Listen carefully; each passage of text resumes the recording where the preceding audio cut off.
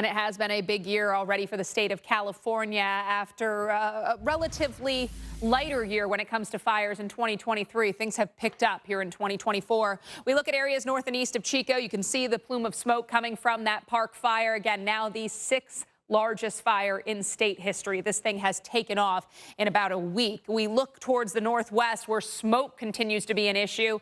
A lot of the interior parts of the west enveloped in that wildfire smoke. So the health hazards also making headlines. We've got dense smoke advisories for Northern California and northwest parts of Nevada. Air quality alerts for areas into Idaho, Oregon, Washington, Wyoming, even around the Denver area into Colorado. So unfortunately, the health concerns, even in areas where the fires are not burning, those continue. Smoke emission, you can see the plume coming not just from the park fire, but other active fires that are burning across sections of the interior west. Quite a bit of fire activity there into parts of eastern Oregon. I mentioned that California has seen things really take off. Our 5-year average when it comes to acreage burned in a year would be around 122,000 acres. 2023 was a relatively quiet year when it came to fires. We were only about a fifth to a quarter of what we would see in an average year. So loved the way 2023 went. Obviously, 2024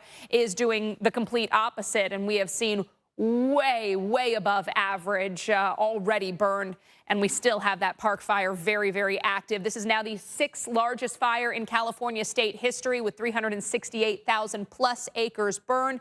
This now puts it in a very historic list, including the August Complex fire from back in 2020. Over 1 million acres burned in that one. Stay safe in the weather conditions. All right, the people that are deployed are known as IMETs, or incident meteorologists, celebrating their 96th anniversary this year.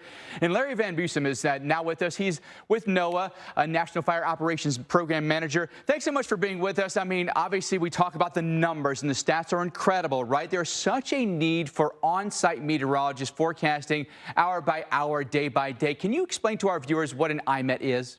And it's not just the fires, but of course the smoke causing health concerns across parts of the west. Even areas that aren't seeing active fires are experiencing that smoke. There's the California region, Chico off to the south and west, but all that fire smoke is moving to the north. So that moves into areas in Nevada, Northern California, where we've got dense smoke advisories currently in effect. So those are the areas in that tan, the darker shade of brown, more of the like taupe.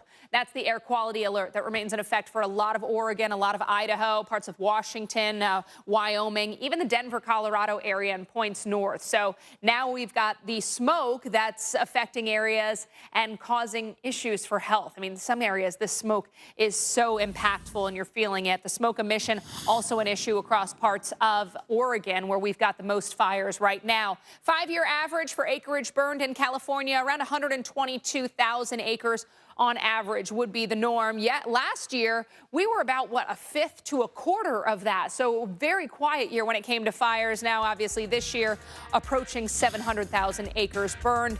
And again, the park fire now number 6 on the largest in California history. Number 1, August Complex from 2020.